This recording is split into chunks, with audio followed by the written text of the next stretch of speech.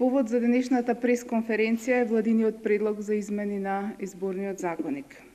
Сметаме дека е неопходно во пресред на евентуалното отпочнување на собраниска процедура по овој конкретен предлог, уште еднаш јавно да ги соопштиме нашите ставови и да ја предупредиме власта за негативните последици од ваквиот нивен пристап.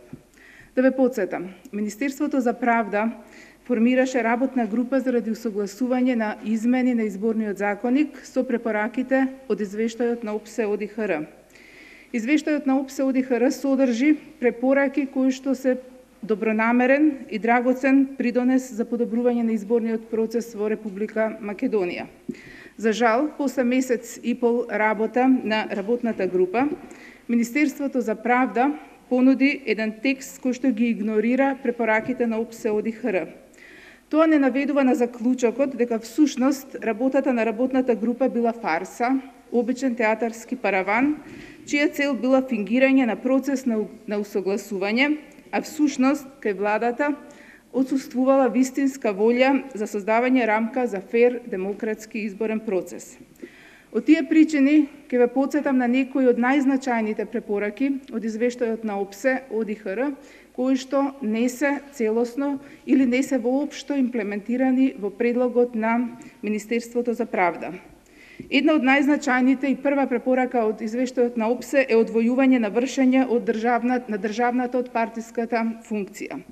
Понатаму, ОПСЕ во извештајот содржи препорака која што се однесува на обезбедување еднакво избирачко право на избирачите во Република Македонија и на избирачите од диаспората.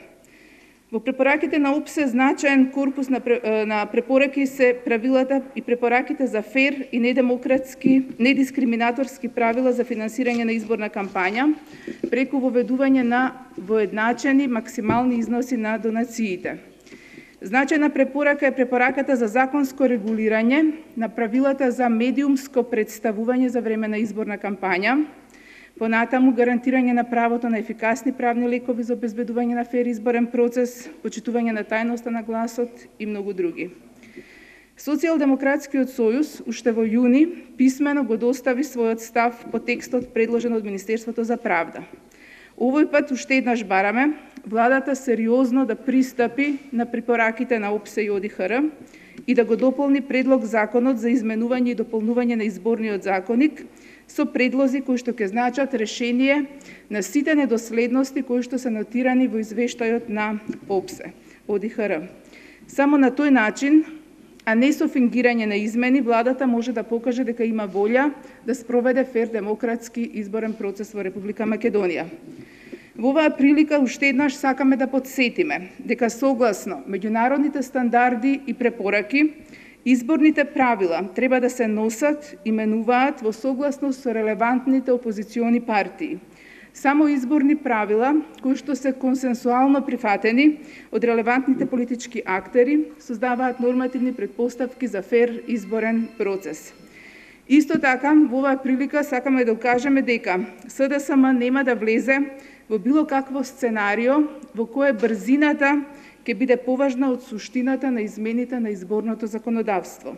Затоа ја користиме оваа прилика уште еднаш да ја повикаме владата целосно да ги имплементира препораките од извештајот на ОПСЕ ОДИХР и да се откаже од намерата да го повтори минатогодишниот нелегитимен и недемократски процес на измени на изборниот законник. Ви благодарам.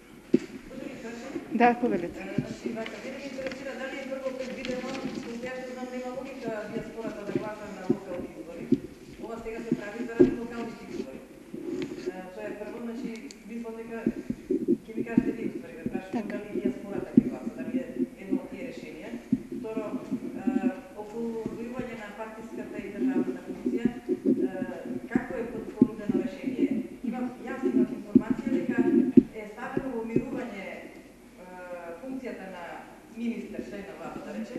Ако се најде на листа со етничка или конкретниот случај, дали е така направено или не? Добре. Ви благодарам на прашањата. Значи, препораките на ОПСЕ кои ќе се анализираат, се може да се види дека има неколку групи на препораки во рамките за измена на изборниот законник. Едни од препораките се гласањето на диаспората, вториот сет на препораки се однесуваат на финансирање на изборните кампањи, третиот сет на препораки се однесуваат на заштита на избирачкото право и процедурите за ефикасни правни лекови за заштита на тоа избирачко право, и има и други препораки кои што тангираат значајни прашања од изборниот процес. Секој добронамерен пристап кон извештајот на ОПСЕ, кој според моје мислење и мислам дека не е спорно дека нуди вистински решенија за подобрување на законската рамка, треба да бидат целосно имплементирани и прифатени. Значи, не треба да се чека последните 5 минути пред изборите за да се адресираат определени прашања. Така што сите препораки кои што се однесуваат е вистински момент кога ќе се отвори процес на измена на изборниот законник да бидат опфатени. Значи, сите и диаспората, и финансирање, и правни лекови, и сите други. Така што тоа само ќе обезбеди на конзистентна рамка за спроведување на фер демократски избори. Што се однесува до препораката која што укажува на одвојување на партијата од државата, што беше една од сериозните забелешки во извештајот на ОПСЕ, што укажува дека во Македонија немаме разграничување што е партиска, што е државна функција, и затоа се даде таква тежина и приоритет во наведувањето на тие. Владата понуди едно решение кое што апсолутно, прво, не е јасно решение што ќе значи за имплементирање во праксата. Значи, кај нив во решението е дека носителот на функција кој што се кандидира технички ќе ги врши функциите. Значи, зборот технички повторно ќе јави нови проблеми во имплементирањето и во толкувањето. И второ, во извештајот на ОПСЕ се бара од ИХР се бара да има ефикасни механизми за имплементирање на оваа препорака. Апсолутно, во предлогот на владата, односно на Министерството за правда, не се предлагаат никакви мерки за кршењето на овој предлог кој што го имаат, значи на ова решение, и нема мерки за имплементација. Така што токму тој член е само една козметичка измена која што треба да покаже дека нешто се адресирало, а во суштина нема ништо да смени во функционирањето и спроведувањето на изборниот процес.